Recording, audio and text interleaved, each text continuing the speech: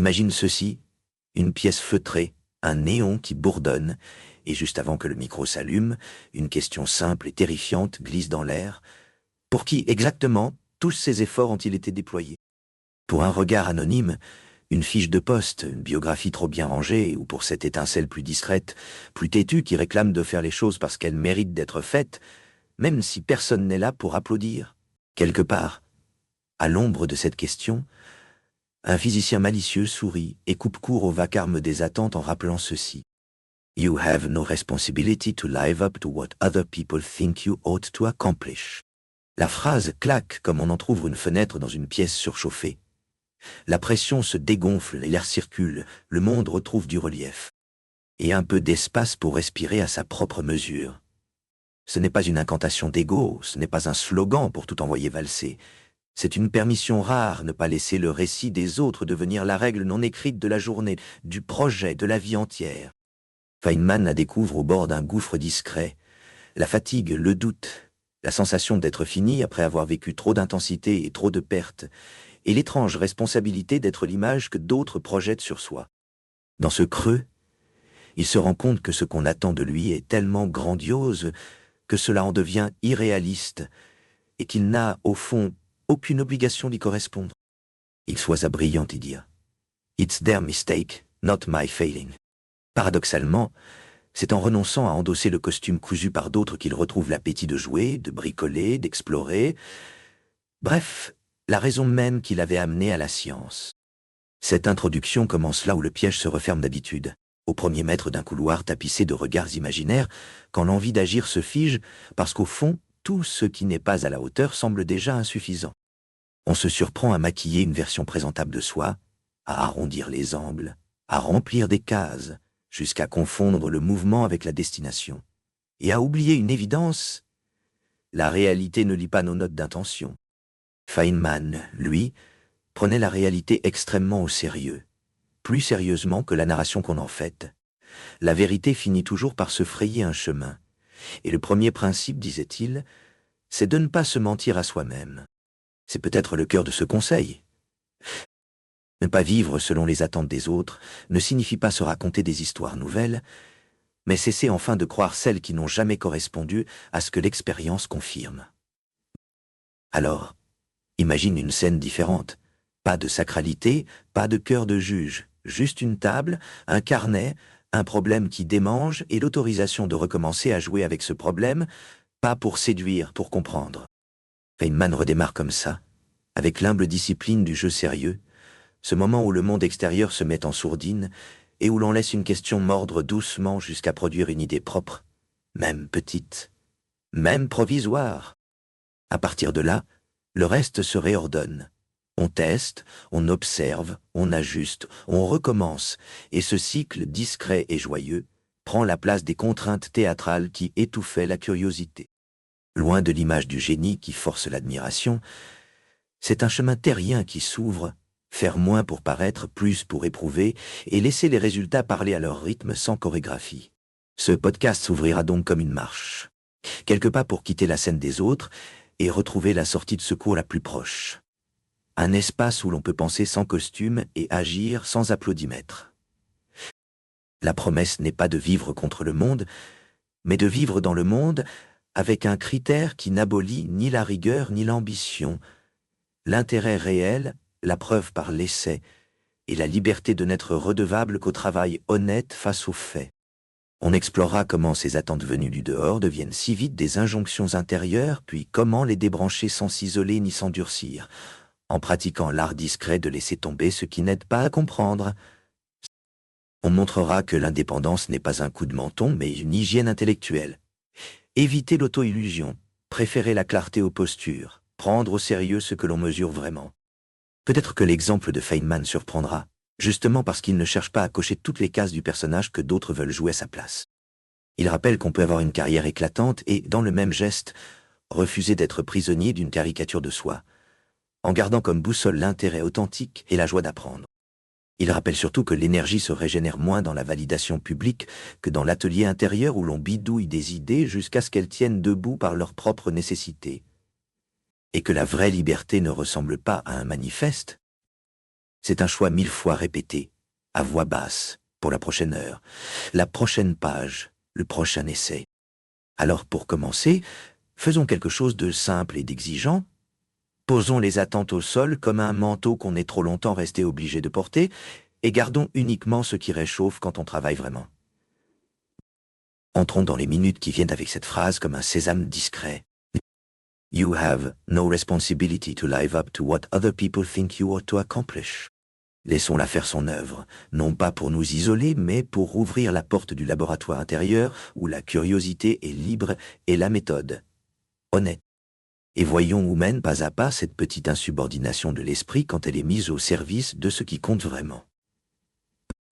Ce sera une histoire de désencombrement, de respiration retrouvée, et de preuves posées sur la table comme on pose des pièces de Lego, jusqu'à ce que le modèle tienne par lui-même, sans tromper l'œil.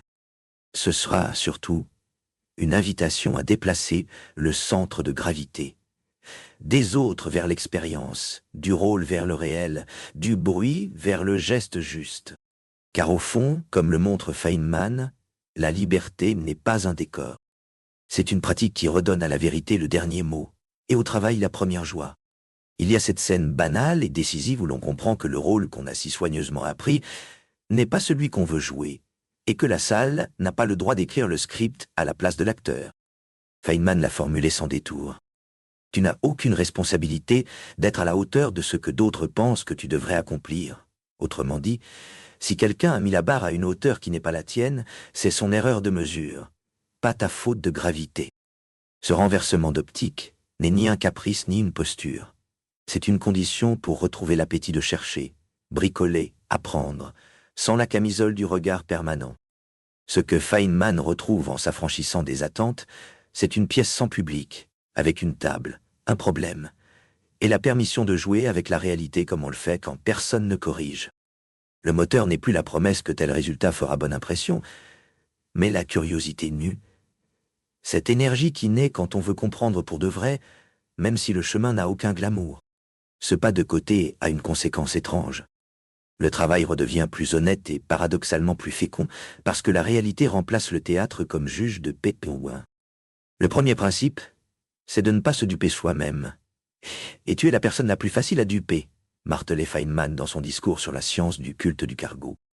C'est le cœur caché du conseil. Refuser de vivre par les attentes des autres, c'est d'abord refuser de se fabriquer des apparences rassurantes qui n'attrapent pas les faits. La nature ne réagit pas à nos intentions, mais à nos expériences. S'il n'y a pas de test, c'est une opinion élégante, pas une connaissance solide. Dans son image devenue célèbre, Feynman décrit des rituels qui imitent la surface de la science sans en posséder la substance, comme des pistes d'atterrissage symboliques qui n'amènent jamais d'avion. Vivre selon les attentes, c'est souvent cela, calquer la forme visible du succès, les bons mots, les bons gestes, la bonne chronologie, sans s'assurer que le moteur tourne. Le remède est modeste et exigeant. Des tests réels, des mesures brutes, des itérations. Et la liberté de conclure, ça ne marche pas encore, sans se raconter une victoire à l'applaudimètre. Premier exercice. Écrire noir sur blanc ce qui intéresse vraiment, non pas ce qui est respecté, attendu, vendeur, mais ce qui mord assez pour tenir dans le temps des essais ratés. Cette liste n'a pas besoin d'être grandiose. Elle doit être vivante, c'est-à-dire prête à survivre à l'absence de validation immédiate. Deuxième exercice. Pour chaque projet, définir un test falsifiable, un critère qui pourrait démontrer qu'on se trompe, afin de se protéger de l'automise en scène. Troisième exercice. Planifier du jeu sérieux hebdomadaire, des créneaux où l'objectif est d'explorer sans audience, parce que l'étincelle se forme souvent à l'abri des regards. Si, après plusieurs semaines, rien ne vibre, on coupe sans drame. L'indépendance, c'est aussi la liberté d'interrompre ce qui n'apprend rien. À l'inverse, si une piste résiste et intrigue, on double la mise, et on documente chaque pas pour que la curiosité se transforme en connaissance transmissible.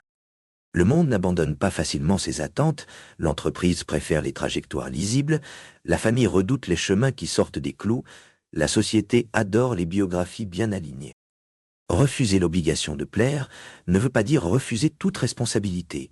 Cela signifie choisir des responsabilités vérifiables.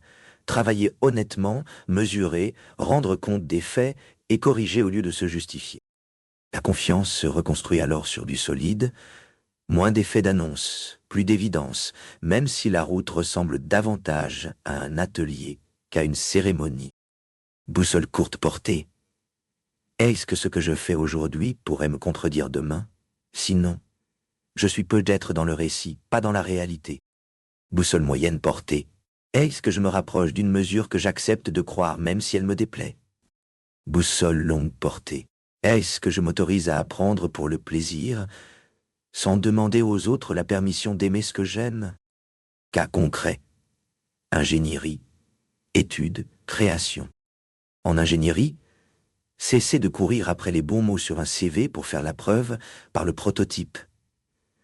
Même imparfait, un système qui tourne parle mieux que 3 promesses bien formulées.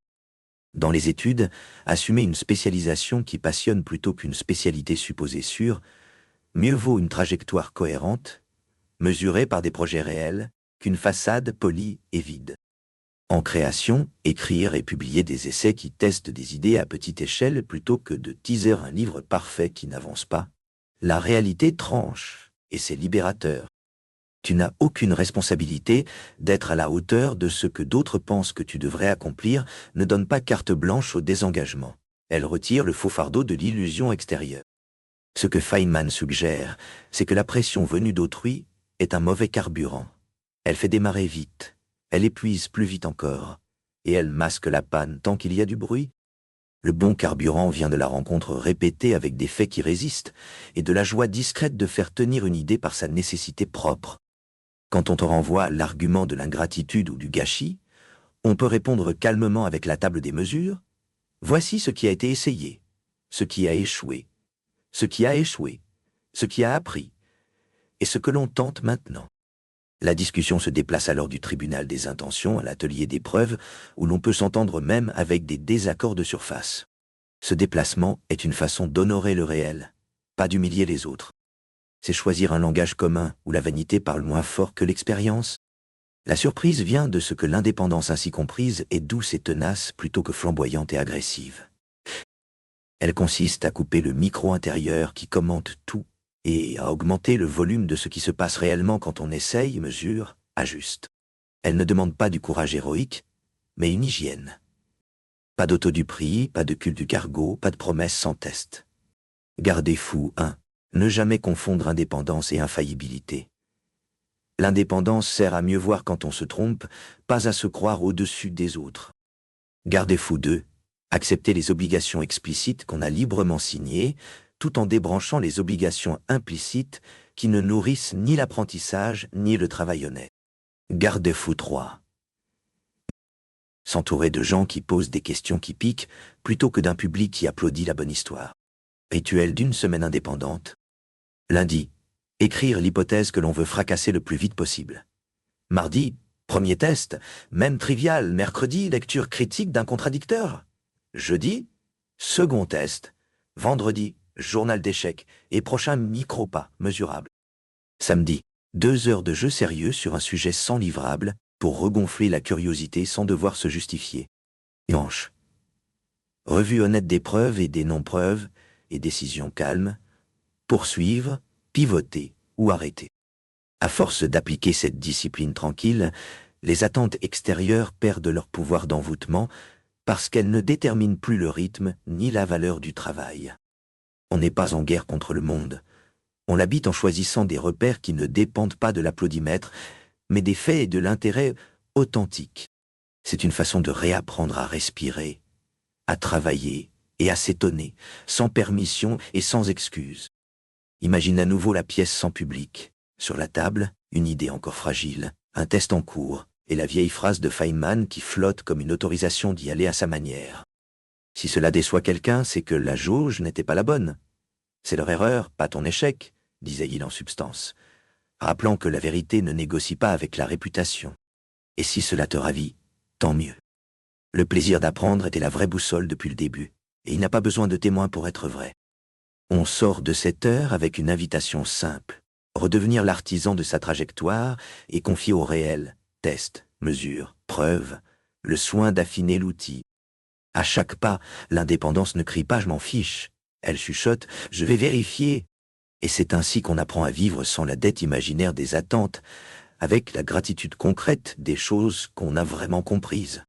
Un pacte silencieux se noue quand la réalité reprend sa place de juge. Ce qui tient et ce qui résiste au test, et ce qui s'écroule libère du temps pour mieux chercher. Feynman l'énonçait crûment: pour qu'une technologie prospère, la réalité doit primer sur les relations publiques, car la nature ne se laisse pas duper. Ce pacte apaise la scène sociale.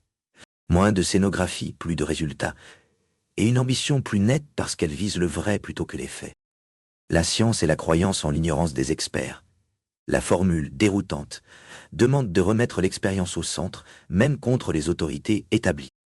La règle implicite devient ne pas confondre transmission avec vérité et toujours demander comment cela a-t-il été montré, avant de se ranger à une explication élégante.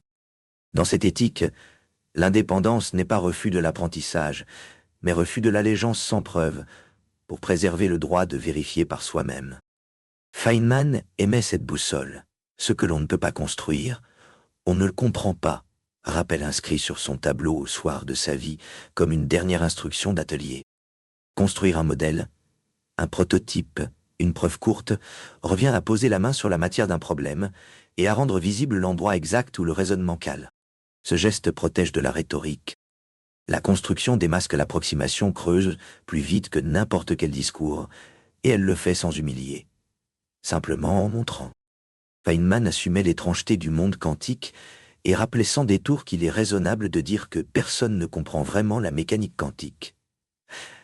Accepter cela enlève le poids d'une fausse maîtrise et rend à la patience son rôle stratégique. Ce constat n'est pas une défaite, c'est une méthode. Quand l'intuition se dérobe, il faut faire confiance au formalisme, aux prédictions et aux expérimentations plutôt qu'à une image séduisante. L'inconfort devient productif. Sur un territoire contre-intuitif, la discipline de vérifier vaut mieux que la tentation de simplifier trop tôt. Le culte du cargo de Feynman met en garde contre l'imitation des signes extérieurs du sérieux sans la substance. Process, jargon, rituel mesurent alors la conformité, pas la vérité. L'antidote est simple et exigeant, définir d'emblée ce qui invaliderait l'hypothèse favorite et agir pour tenter de se tromper vite et sans comédie. Ce renversement fabrique une honnêteté contagieuse. Mieux vaut un échec mesuré qu'une victoire déclarative, car seul le premier apprend quelque chose d'utile. Un atelier vivant se reconnaît à ses cycles courts. Poser une hypothèse, la soumettre à l'expérience, accepter le verdict, puis réitérer tant que l'apprentissage avance. Le jeu sérieux régulier, sans public, entretient la curiosité et protège la qualité du travail des déformations qu'apportent l'urgence et la mise en scène. De cette routine naît une confiance différente. Elle ne vient pas des applaudissements, mais de la documentation des essais qui tiennent debout au contact des faits. Compte du prix. Avant chaque itération, notez ce qui, concrètement, ferait conclure on s'est trompé et s'engager à publier ce constat si le test y mène. Contre le culte du cargo, remplacez les indicateurs de façade par des mesures brutes, même imparfaites, qui parlent au problème au lieu de flatter la vitrine. Contre la dépendance sociale, réaffirmez que personne n'a l'obligation de correspondre à une attente importée, surtout si elle n'aide ni à mesurer, ni à comprendre. Mieux vaut un projet pilote qui tourne qu'un dossier parfait qui ne démarre jamais. Le monde réel est un partenaire sévère mais juste.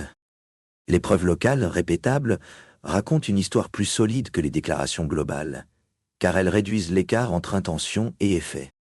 Cette économie de promesses fabrique paradoxalement plus de crédibilité, car elle met l'effort là où la nature peut répondre. Au centre de cette hygiène se tient une joie presque enfantine, le plaisir de découvrir, qui ne demande ni autorisation ni cérémonie pour exister. Ce plaisir n'exclut pas la dureté des tests, il s'en nourrit, parce que chaque validation ou falsification nette donne le sentiment rare d'avoir touché quelque chose de vrai. Avec ce cap, le travail cesse d'être une preuve sociale et redevient une exploration qui s'auto-alimente épisode après épisode. Les attentes extérieures ne disparaissent pas, elles se recadrent dès lors que les critères sont publics, simples et vérifiables, parce qu'elles perdent leur pouvoir d'intimidation. Présenter des essais, des métriques, des journaux d'échecs, invite le dialogue sur des bases communes, loin des procès d'intention et des rôles imposés. Cette manière de faire est une diplomatie du réel, respectueuse, ferme et productive, car elle laisse à l'expérience le dernier mot. Point. Quand deux chemins se disputent, poser 3 questions suffit souvent. Lequel expose davantage au risque d'avoir tort vite? Lequel apprend le plus si l'on se trompe? Lequel respecte un test que l'on accepte de croire s'il contredit l'espoir? Ce triangle évite les captivités élégantes et favorise les terrains où la nature tranche réellement, sans avoir besoin d'arbitres socio-punky. Au fil du temps, ces choix composent une trajectoire qui s'explique par ses preuves et non par ses promesses. Tout cela, Feynman l'a incarné en préférant la réalité mesurable aux honneurs et la curiosité robuste aux biographies trop bien rangées. Ces avertissements, contre l'illusion d'expertise, contre l'imitation des formes, contre la tyrannie des attentes, convergent vers une même éthique, travailler honnêtement, vérifier, ajuster. Cette éthique ne rugit pas, elle persiste. C'est peut-être pour cela qu'elle libère si profondément. Ce qui demeure, après toutes ces pages d'atelier intérieur, est une légèreté nouvelle.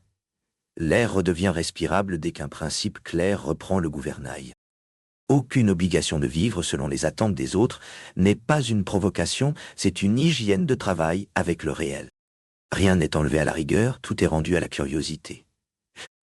L'ambition devient plus propre, parce qu'elle se mesure au progrès réel et non à la mise en scène, avec pour juge ultime l'expérience et ses verdicts têtus. Le cœur bat là. Retrouver le plaisir de découvrir comme récompense principale une gratification que ni les honneurs ni les discours ne remplacent, parce qu'elle vient du contact direct avec la vérité qui résiste et cède par endroits. La liberté ne tient pas au volume de la voix, mais à la clarté des critères. Si le test peut contredire l'espoir, alors on avance, et chaque pas gagné s'imprime sans dépendre d'un applaudimètre capricieux. À ce jeu, l'incertitude n'est plus une ennemie à faire taire. C'est un espace où l'on respire mieux.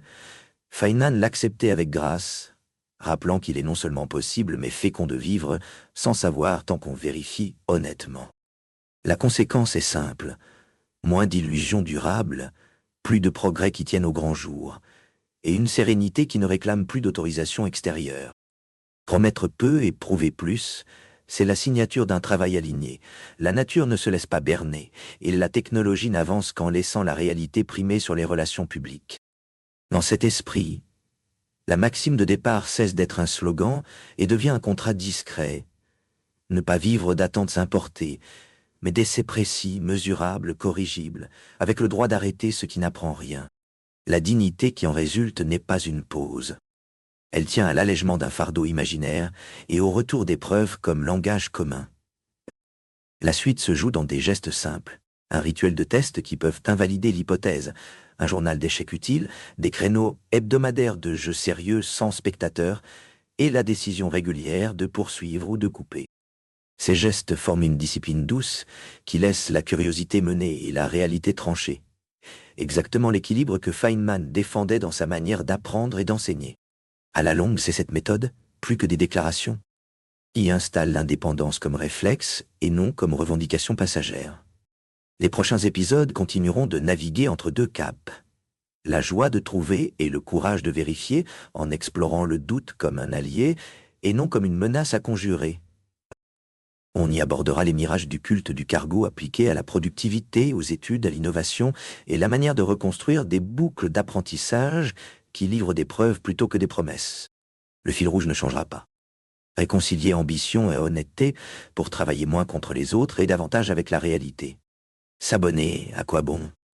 S'abonner ici ne signifie pas rejoindre un fan club, mais entretenir un espace où l'on préfère la clarté à la posture et la découverte à l'apparence, dans l'esprit du vrai prix, le plaisir de comprendre. Chaque épisode vise une chose modeste et rare, repartir avec un outil mental praticable dès le lendemain et pas seulement une jolie idée, un outil qui résiste hors micro. Ce compagnonnage patient, fait de doutes accueillis et de tests bien posés, est justement ce que Feynman tenait pour la sève de l'apprentissage. Rien n'oblige à être le personnage qu'autrui projette. La seule obligation valable, c'est envers la vérité telle qu'elle se laisse mesurer, même quand elle bouscule l'ego. Laisser de la place au doute n'amoindrit pas l'élan, il le purifie. C'est transformer l'anxiété de devoir être à la hauteur en patience joyeuse devant ce qui se confirme vraiment. Cette patience est contagieuse. Elle construit des œuvres qui tiennent sans décor et des chemins qui s'éclairent en marchant, sans besoin de clairon. Pour prolonger l'atelier, si ce que ces minutes ont relancé, curiosité, méthode, paix sobre, mérite de durer, s'abonner devient simplement la manière de garder la porte ouverte et l'établi prêt pour la prochaine expérience. Ici, pas d'injonction à devenir légendaire demain matin, seulement l'appel à recommencer pour de vrai, calmement, avec la nature comme partenaire et la joie comme moteur. Et si parfois le doute revient cogner, tant mieux. Il indiquera où regarder, où mesurer, où apprendre, exactement comme Feynman l'a montré par l'exemple. Au micro, on reprend vite la route. Question du monde réel, démontage des illusions élégantes et reconstruction par essai juste. La promesse est précise et tenue par la méthode. Les honneurs n'étant pas le but, la récompense restera la même. Le frisson discret de trouver, puis de transmettre ce qui tient debout, parce que d'autres peuvent s'en servir à leur tour. Alors que l'atelier reste ouvert.